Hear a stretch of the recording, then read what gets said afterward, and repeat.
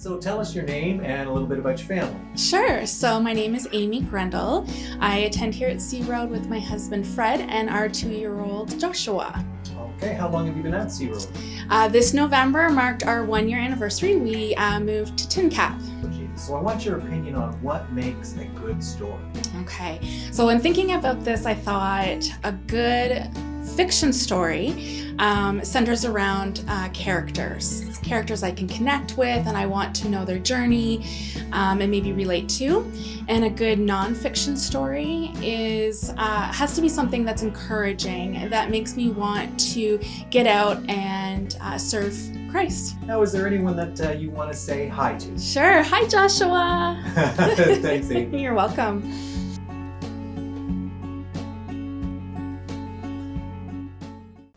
Well, thanks, Amy. I really appreciate that. It's so good to get to know you and your husband, Fred, and little Joshua as well. We are just so glad that you're part of the family here at Sea Road. Hey, I am so glad that you have tuned in. Welcome to church online. Maybe you're watching on your phone or from your home computer. I'm just so glad that you've tuned in. Thanks for joining. You know, we're in week 3 of our New Year series, Short Stories, and we happen to be in the final week of our 28-day challenge. Now, you can check out our website at centennialroad.com to download the ideas that we've put together to encourage you throughout this season. And I trust that you are being encouraged as we read through Acts, the book of Acts, together on a daily basis, and as we look at Jesus' teachings on Sundays. Now, several of Jesus' teachings, they deal with small things and how small things can grow to be something big and substantial. And I can relate to that in my own life through the budding romance of a young Roger and a beautiful redhead named Julie. You know, I never believed in love at first sight, except that it happened to me. Now, it's probably more physical attraction at first sight rather than deep love. I will admit that, but let me tell you the story. It was 1981, and it was youth group. Our eyes met, and as I say, it felt like love at first sight. Now, there was a problem. Julie was already spoken for. She was engaged to somebody else. And so this tiny seed of interest, I wasn't sure whether we ought to be watering it. Now, her sister, our friends, they kept saying to me, Raj, you need to ask her out. You need to be dating Julie. And I'm like, there's no way. I mean, she's engaged to somebody else. I do not want to be the reason for their breakup. And just so happened I moved away to Toronto from Peterborough to go to school.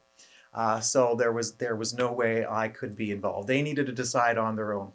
So, you know, I would come back home some weekends and water those seeds of interest with like a longing look and a big smile. But then of course, I go back to school in Toronto and I prayed all year long. I'm like, Lord, why am I so attracted to this one girl, Julie, who's spoken for? You know, there's plenty of girls for me to choose from. Well, it just so happened that her fiance also moved to the Toronto area for a job. He met somebody, he called off the engagement, he broke up with her over the phone. And that summer when I moved back to Peterborough, her girlfriend said to her, you know that cute guy from Toronto? He's back in town. You need to give him a call. And so she did. And as they say, the rest is history. Seeds of interest, you know, they're tiny, they're fragile. They may not grow because of distance or because of other relationship issues. They may have prevented that growth. But alas, romance blossomed. And I'm going to show you a picture of us on our honeymoon in 1986 in Holland. And then, of course, we started our family, and here we are in 1989 with our 2 little ones, who are now fully grown children, and we have 2 beautiful grandsons. A tiny seed of interest has grown over many, many years into a beautiful family tree. Well, you know, Jesus, he told parables about small things having the potential to grow into great things. That the kingdom of heaven itself was like the tiniest seed that can grow into the largest of plants. Let's look at what Jesus said in Matthew 13, starting at verse 31. The kingdom of heaven is like a mustard seed planted in a field. It is the smallest of all seeds, but it becomes the largest of garden plants. It grows into a tree, and birds come and make nests in its branches. Now, I have 3 pictures that I want to show you. Number 1, the tiniest mustard seed. Number 2, the mustard plant as it's harvested today. And number 3, a mustard tree that has been allowed to grow for a long time.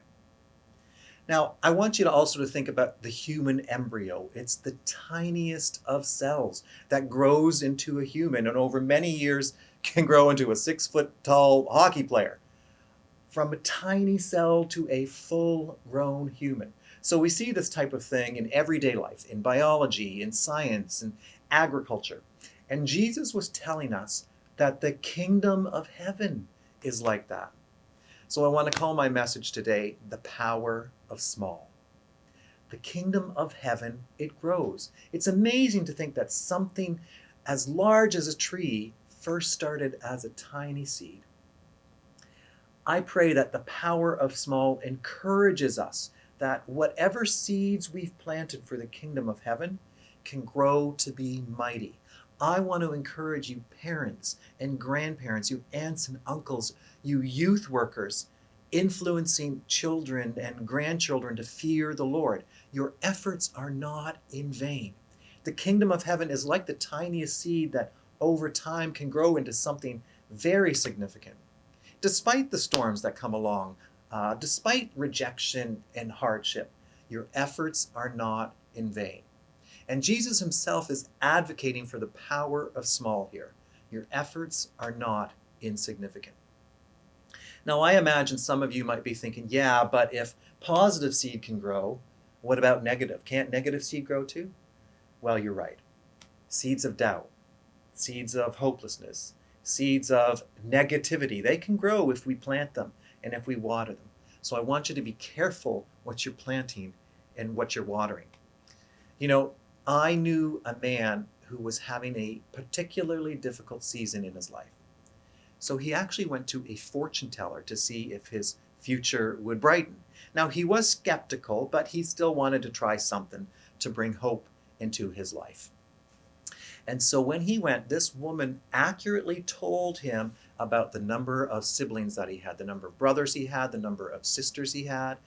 She accurately identified some characteristics about each of those people, as well as their spouses. But then she said this.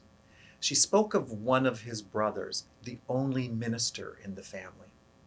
And she planted a seed of doubt, a seed of suspicion. She said, that man has got 2 women in his life. Now, the man, he laughed it off. He didn't believe her. He's like, yeah, his wife and his daughter. And so he left the session. But he went home and he told the story, to all of his family. And that seed of suspicion, that seed of doubt, even though he didn't believe it, got planted in some of the family members, the wife of the minister in particular. And so a seed of suspicion was planted. Now, I wanted to tell that story for 2 reasons. Number 1, to illustrate my point about seeds growing, whether they're positive or negative, but also for this reason. We are in our 28-day challenge reading through the book of Acts. And in chapters 16 and 19, we're reminded to not participate in occult activity. We might think that fortune telling and horoscopes and the like is just for entertainment. But actually, it's dabbling with darkness. It's connected to evil, and so I want you to avoid it.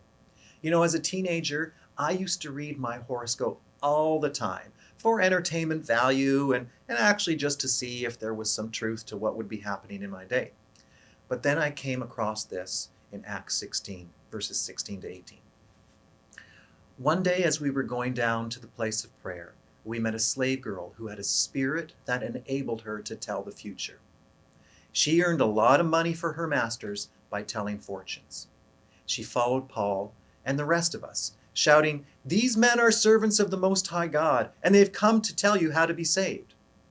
Well, this went on day after day until Paul got so exasperated that he turned and said to the demon within her, I command you in the name of Jesus Christ to come out of her. And instantly it left her. Now, when I first read that passage, and this is 39 years ago now, I knew I shouldn't be reading my horoscopes. Even if I thought it was just for entertainment value, there is some connection with the evil realm. And so we need to avoid it. Now, in these days, when we're looking for hope, we're looking for relief, we're looking for help to deal with social distancing and being isolated, stay-at-home orders and the like, I want you to turn to healthy outlets. One way to water seeds of positivity is to connect with people who have that same goal. And lucky for you, we have got groups online. Go to our connection tab on our website and scroll through the C Road Groups picks to see what days or times fit you best. And sign up. These groups are led by great people in our community who just want to be a support to you and help you in your walk of faith. For me, it's the power of small in action. Now, it's in these days that we want to do more than just survive. We want to thrive. And the best way to do that is in community. Now, while it's true we can't gather in groups, we can gather online. And rather than wither away in our faith and in our existence, now is the time to connect and to be encouraged in your faith. Do not underestimate the power of small. Jesus didn't. You know, Jesus taught a lot from agriculture, but he also taught using kitchen analogies. It's verse 33. He says, the kingdom of heaven is like the yeast a woman used in making bread. Even though she put only a little yeast in 3 measures of flour, it permeated every part of the dough. Now, I don't know anything about baking. I actually had to look it up. And I discovered that yeast is affected by water temperature if you mix it with water to mix it in the dough. It's affected by room temperature. It's affected by the amount of salt in your recipe. There's the stickiness factor of the dough. Gluten has a role. You know, you got to let the dough rise twice for normal bread and just once for pizza crust, 3 times for brioche. You know, like I learned all this kind of stuff. This yeast analogy that Jesus used, it's for you bakers out there. All I can figure when I read it is this: a little goes a long way. She put only a little in 3 measures of flour and it permeated every part of the dough. So be encouraged by the power of small. A little goes a long way. You know, just a little bit of goodness can go a long way. You don't need a doctorate in theology to share the goodness of the kingdom of heaven. You don't need to be an encyclopedia of biblical knowledge. You just gotta be you and share the truth of the gospel that you know. Let it permeate everything that you are and do and say, and leave it up to Jesus to work in you and through you to bring the kingdom of heaven to those around you. I want you to watch this video from our missionaries, Mike and Angela Chapman.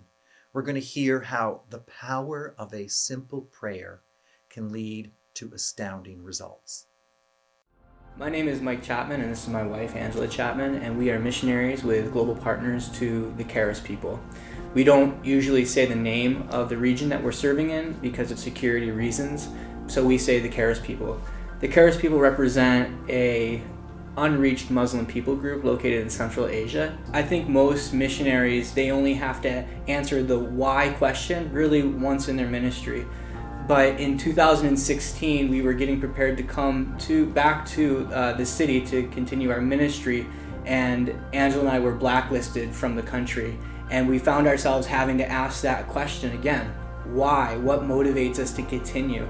Is the Lord saying he no longer wants us to serve there? Is this Satan trying to throw a barrier in our way to keep us from sharing the gospel with this unreached Muslim people group? So we had to really fast and pray and ask God, is this call still on our lives? And I think what we both came down to is that nothing had really changed. These people are still unreached. God's heart yearns for these people to know Him, and we are still eager, willing, and equipped to reach these people with the gospel. So we are serving in a smaller community, and as a result, one of the biggest differences for me is the women that I'm ministering to are very uneducated. A lot of them have very traditional roles, are getting married very young and having children very young. So I feel like for me that's been a bit of a challenge to kind of reframe how I do ministry here. It's a lot more in the home, and there's a lot less going out for women. When we moved here, we really wanted to have an identity in the community that allowed us to not stick out. This is a small community, so we wanted to give ourselves a viable platform that allowed us to not only have a reason for being here, but also a way to make relationships. And so we decided to do English teaching, and so we started a small English school, just Mike and myself, called Hello English, and we were able to get students who we then made relationships with. We have hosted parties and different outings to get to know them as a group, but then we've also invited them individually into our lives to do one-on-one meetings, to have a deeper connection with them. So after we had gotten kicked out of the city we were serving in and we relocated to this town, one of the families that we really connected with were the Smiths. And the Smiths, Ryan, Laura, and their son Caleb, became kind of like our extended family. We did everything together, we worshiped together, we had accountability together, and we really shared lives together. In 2018, in the summer, they went on a trip that they never came back from. They were tragically taken from us, a senseless act of violence. We had these teammates who were such a godsend to us, who had been living life with us, and they were our family. That has not only mentally and spiritually impacted us, but also in terms of our work here. It has dynamically changed what we're doing. Ryan started about 8 years ago a rug weaving project that was aimed to help poor people in the villages economically, and also to revive and sustain the ancient tradition of carpet weaving. Angela and I fasted and we prayed about that and decided that I would step in as interim director, and learning a whole new business from scratch in the wake of grieving the loss of dear friends was a really big challenge for me. One of my friends, Seldron, she was actually my first friend in the Charis Project, and she has had a very traumatic past, and that's been something that we've talked about and she's been very open about.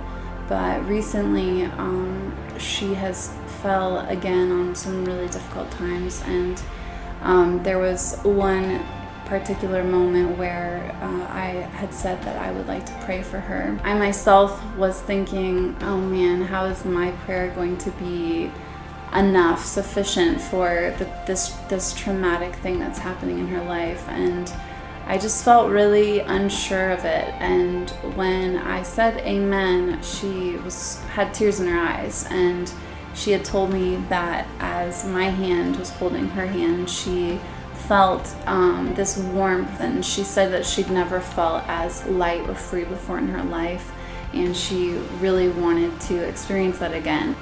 I think the first thing we both just want to say is how grateful we are for the sacrificial giving, for the heartfelt prayers that we know have been coming up, going up to the Lord year after year after year. And we just want to say thank you so much. We hope that as we start this next term, that you would prayerfully consider continuing to support us. This past term has been a term of setting up and preparation. And that preparation is for this coming term where we're all ready. Everything's set up for us to go and to share and to minister and to evangelize and to disciple. And we just want to encourage you to continue with us, to reap the harvest and reap the benefits of the hard work of the last 3 years. One thing Angela said was, how is my prayer going to be enough, sufficient for this traumatic thing? She even felt unsure.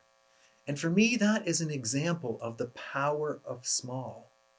A little prayer, a small offering has the potential to grow into something great. The kingdom of heaven, it works in us and through us. So do not despise the smallness of whatever you think your life is. The power of small is this: it grows. It may take time, but it does grow. So water those seeds of faith. Starve those seeds of doubt. And let the Spirit of Jesus permeate everything you do and think and say. Now, maybe the Chapman's video has inspired you to give to missions. Well, go to our website, select the Give button, and you can donate to missions in the drop-down menu. I pray that today you are inspired to value the power of small. Your prayers, your faith, your giving, your efforts for the kingdom of heaven, however small you think that they have the potential to grow into greatness. Well, let me pray for you. God, I thank you for your goodness. I thank you that your Son Jesus taught us that the kingdom of heaven is like a mustard seed. And I ask that you give us eyes to see what you see, that the kingdom of heaven grows and that you even use us to foster that growth. I pray that your Spirit would encourage our listeners in all matters of faith, for your name's sake and for your kingdom. Amen.